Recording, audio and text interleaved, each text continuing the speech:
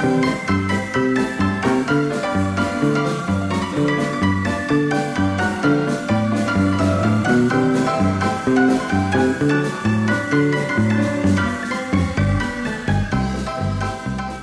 my name's Mark Webster, his name's Mark Baxter. This is, of course, Clobbered, and please feel free to subscribe for nothing. That's the big deal. For free. We can be here to bring you information. Less than free. Do you reckon anyone's noticed anything slightly different about our setup here? I hope so. Yeah, because otherwise, what's the point about freezing our off in these conditions? Christmas special, we've taken ourselves down to one of the most discreet but beautiful little shopping streets in all of London, right by Baker Street, which is just there. Yep, and the tube's just there. Just there. This is, since 1937, has been called? Chiltern Street. Yeah, okay. You've known it for quite a while because one of your old pals has been here for a while now, I used to use the John Simon shop a lot in the Covent Garden years. And then at the end of lease, I think it's around 95, 98. I thought they were done, they were gone. But I got a phone call from them saying that we've opened again in Chiltern Street, which I had never heard of. No. Can you come down and have a look? So I went and come down here. I was astounded that a little tiny street like that had so many interesting little shops in there. And very boutique, very independent traders. But over the last 10 years, I've been coming down on a regular basis. It's really taken off. And mainly a lot of it to do with the Chiltern Street Firehouse at the bottom of the road. Amazing space. You come down here, it's an incredible eating and drinking experience in what was, or is, the oldest firehouse in London. Yeah. Obviously not operating as thus anymore. By the way... It's tricky now, wouldn't it? Yeah, they're a tough one, wouldn't it, really? No one's getting down any poles in there. It's very busy. Well, you say that. It could happen. Just to the left here as well, there's a blue plaque on the wall. Sir Henry Seagrave, at some point the fastest man in the world, was the first man to win a Grand Prix, I think in 1921, in a British car, driving the Sunbeam, and was the fastest man to win in 1930 on Lake Windermere, which is also the place that took his life, ultimately. Yeah. There you go. So that's just there. That bit there, as I'm pointing, is kind of where the concentration of shops are. Just here opposite this beautiful little pub that Barney Mo was sitting in, by the way. Yes. It's a nice place. Dashing Swedes. I know this name really because the guy, his name is Guy Hills, used to ride up and down Savile Row on the very bike that's outside the shop, I believe. I think he was selling his cloth. He weaved his own cloth, or he designed his own cloth, and he sold it around the various outlets in Savile Row. And then, obviously, he must have done really well because now he's got his own shop, and I understand it's doing really well. And very interesting cloth in there. It is very stylish looking gap as well. Then you've got a clutch of great shops. So Grey Flannel, pop in there. The kind of the shop that established Chiltern Street as a modern shopping experience. Since 1973, so their backstory is incredible.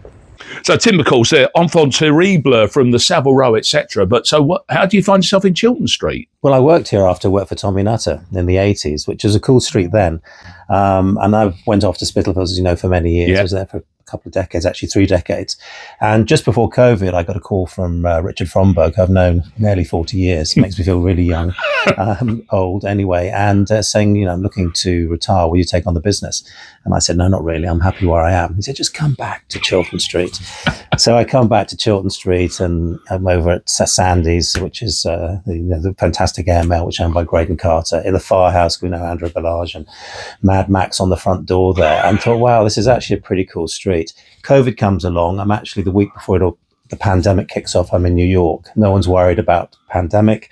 Everyone's worried about Barney's closing and 60 units closed over so many streets. Anyhow, I thought during COVID, it might be better to be here. So that's how we came back here. We just said yes and bought the business 6 months into COVID, as you do. So it obviously operates as a great shop to come in and buy bits and pieces, but you're still doing your bespoke thing, yeah? Yeah, well, it's very much in this room. We put this downstairs. This was a stock room. We thought we'd try a little bit of tailoring.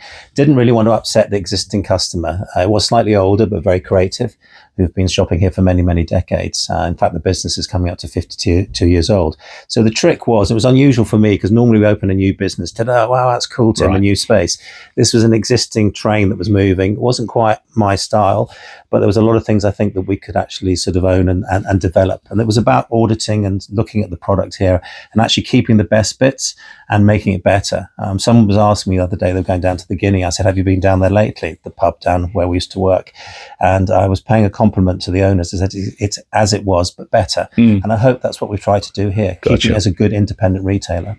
Now, speaking about innovating and exciting new ventures, the world of podcasting has beckoned. God. So tell us about that. Well, we used to do a blog, which was very popular and very successful. And quite a few people said, oh, why don't you do a podcast? And we thought, well, no, that's for the sort of big boys and grown-up people who knows how to tell, inform people of interesting things. But through Pete Brooker, who we wrote the book with, he has a podcast with Bond. We're actually doing something with him and the Bond expert now in David Sazitsky in New York. And he said, well, why don't we just do something? And it was kind of customers asking us to talk about things. So we didn't want it to be just about clothing. It's about lifestyle, which is really interesting. I mean, you've just been talking to Paul upstairs about the bikes. We were involved in lots of wheels, whether it's bicycles, motorbikes or cars. But like a lot of our customers, they're interested in stuff. And, we were just talking about the ins and out. We probably talk ins and out about suit or some denim or whatever. Yes. But it's like that with food, art, music, travel, cars, anything like that.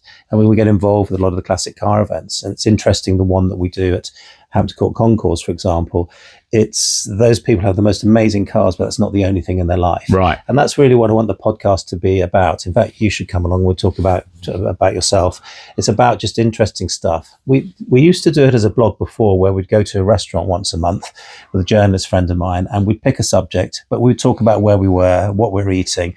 So the chapter, as it were, of each of the podcast is one subject matter, but it's more interesting what's going on around the narrative. Brilliant. And tying it all up nicely, just quickly, episode 2 ties in nicely with the arrival of the Cooler King upstairs, doesn't it? It's McQueen orientated. Yeah, well, that was quite deliberate because we based a lot of the narrative upstairs on Any Sunday. I don't know if you remember the film with Steve McQueen and the BMX bikes, and it was sparked the idea. I was in Mallorca about 6 weeks ago, and I got chatting to this guy called Gary from the West Coast. He's in his 80s, cool guy, and I got invited to him as his wife's 60th birthday party, along with some friends. And I kind of knew him from going to this place over the years. So I said to Gary, how did you get into construction? He said, well, I used to be a stunt rider and motocross rider. And I said, really? I said, when? In the 60s? Yeah. I said, have you ever seen that film On Any Sunday? He said, yeah, I'm the guy coming down the dune, going around Steve McQueen. Wow. So we had this amazing conversation, which I think is on the podcast, about what it was like to be living in the 60s on the west coast of California, motorbikes, BMX, surfing, music, hippie culture.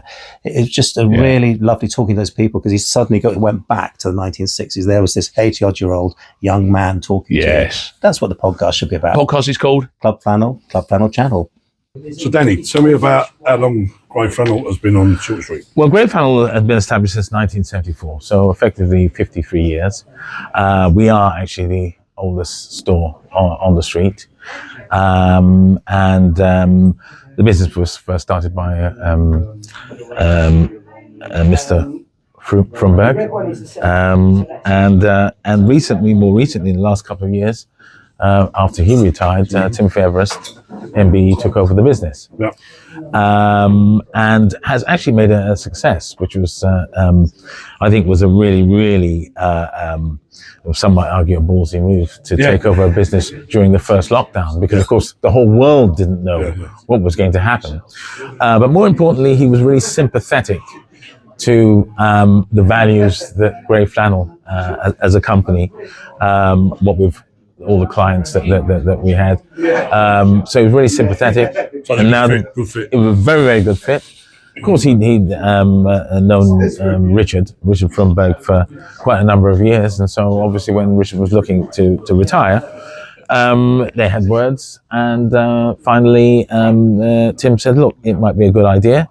And we are where we are now. Yeah. Having said that, interestingly enough, Tim's career actually physically started on Chiltern Street. Yeah. Because what is now Sunspel was Malcolm Levine back in the day, so he started there. So he's gone full circle. And they went totally full circle. So I think it was meant to be. Meant to be. It was a partnership. How long have you been working in Well, we're looking close to sort of 19 years. So you must have seen a lot of changes in Absolutely, that time. absolutely. But one of the biggest changes, obviously, when Tim took over the business, we're now a specialist boutique. Specialist from the point of view that we also address the film industry. Not that we didn't do that before. We were doing a lot of advertising in the 70s, the Avengers, say, for example. But of course, Timothy, with his vast knowledge and experience, has taken it a notch higher. And the firehouse obviously brings in. Oh, absolutely. I'm part of the Chateau Marmont. All the Hollywood crowd. I mean, if they're filming in England, they'll more typically stay there, but not exclusively just them. I mean, you've got politicians going there. You've got dignitaries, the whole 9 yards. So yes, it's really made Chiltern Street, a prime spot. And you think the future of the street is going to go one way? Just keep building and. Absolutely. It seems that way to me. Yeah.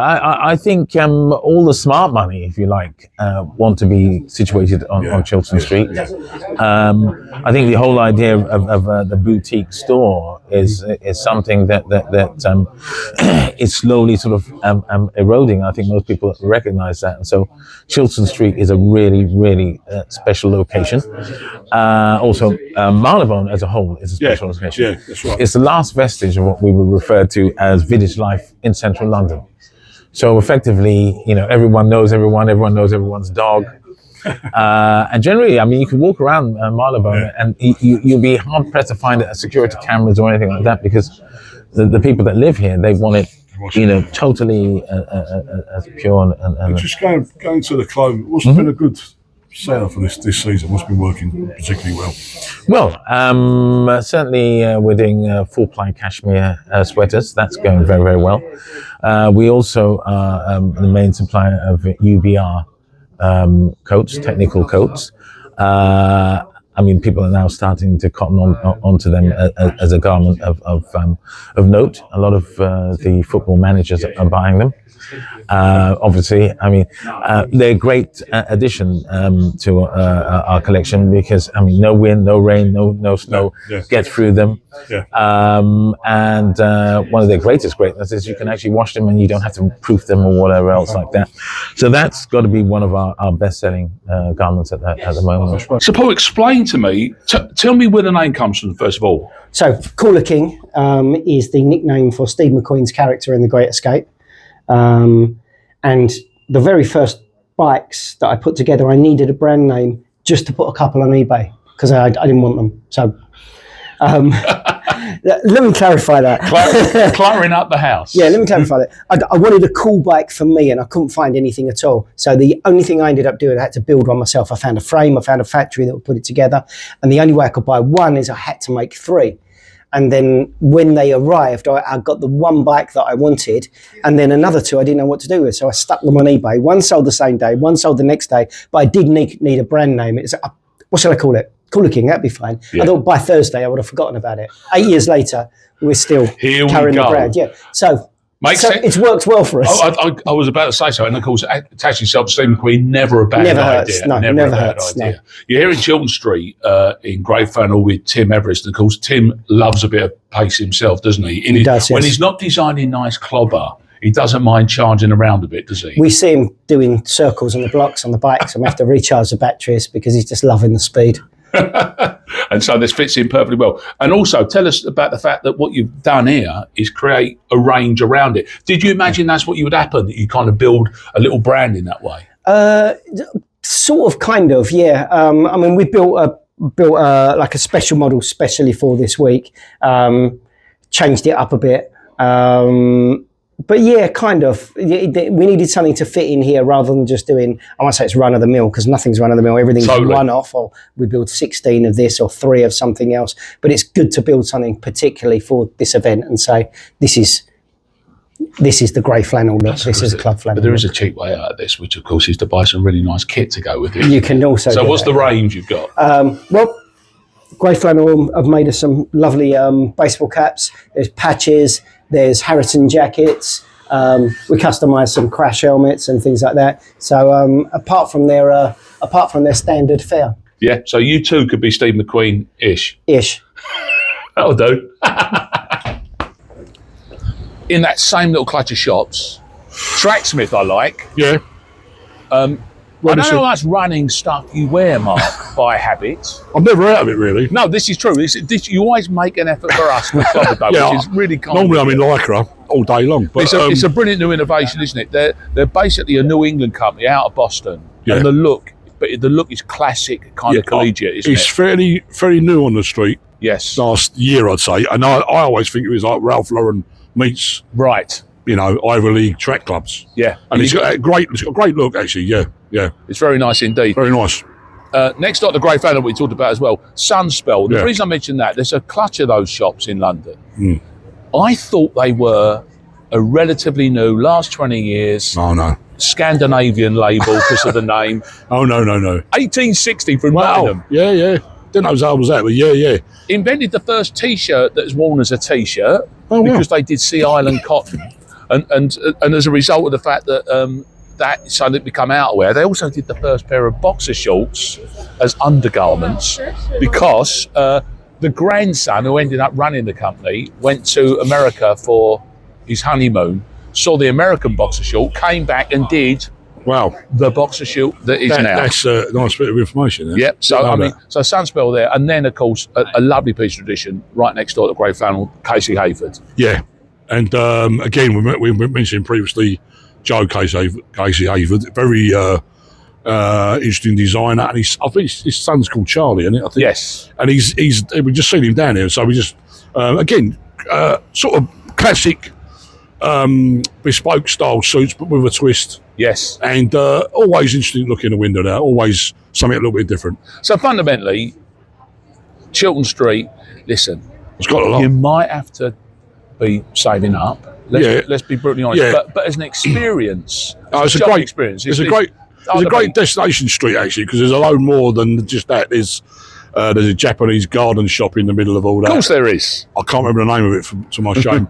But and you as someone said to us earlier, you go in here, not one end of it, you buy 3 or 4 things, and you haven't even got a garden. And before you know it, And you're gardening Japanese style. Japanese bonsai. 'Cause that's And, the way around it goes. amazing little interesting little shops. And I say obviously now it's a place a lot of brands want to get into, because there's a lot of people down here on Saturdays and during the week as well. And of course the firehouse just brings in all the celebs and all the film stars and turns everywhere. football stars, etc. But for a slightly less over the top one, where we're sitting here, the Barley Mow, which is sort of at the other end of the shopping part of Chiltern Street, has got old-fashioned booths in there for drinking in. So it's a great pub. I believe it's the oldest pub in the manor as well, which Yes. is So you got so many options are available to you here in Chiltern Street.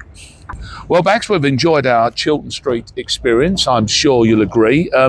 But we've still got jobs to do. Shall we show people some stuff? For new bits. Let's do stuff. You go first. So stuff. This is a fanzine that I was given recently by a good friend of mine, Steve Brown, who hasn't been too well. So God get well, Steve.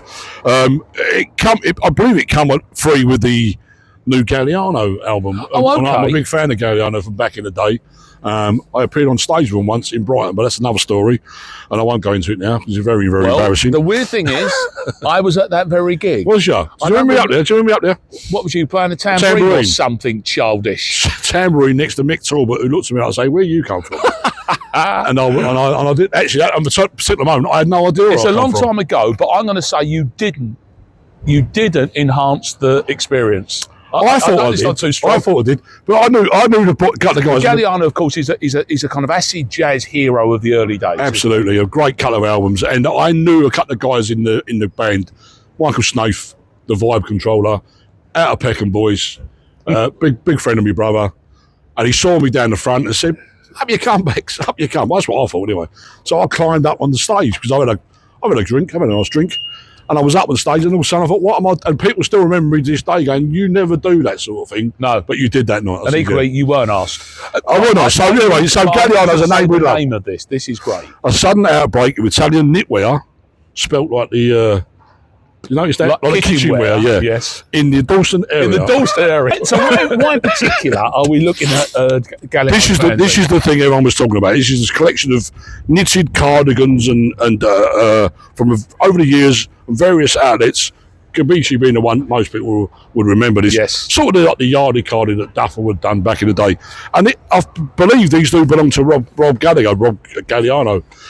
And he gives little brief notes about where he got them from, how they're doing with the moths, where he picked them up from, the styling, and over the years. And that is a really interesting read for anyone who's into that history. So this is Welcome Back Galliano, and get your hands on this. It's a great little fanzine. Let's hope there's many, many more. Yeah, the rest of it's a good read as well. Very nicely put together.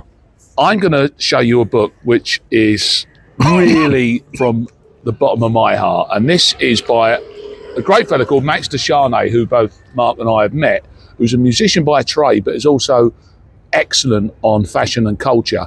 And he's written this book. It's called The Teddy Boys.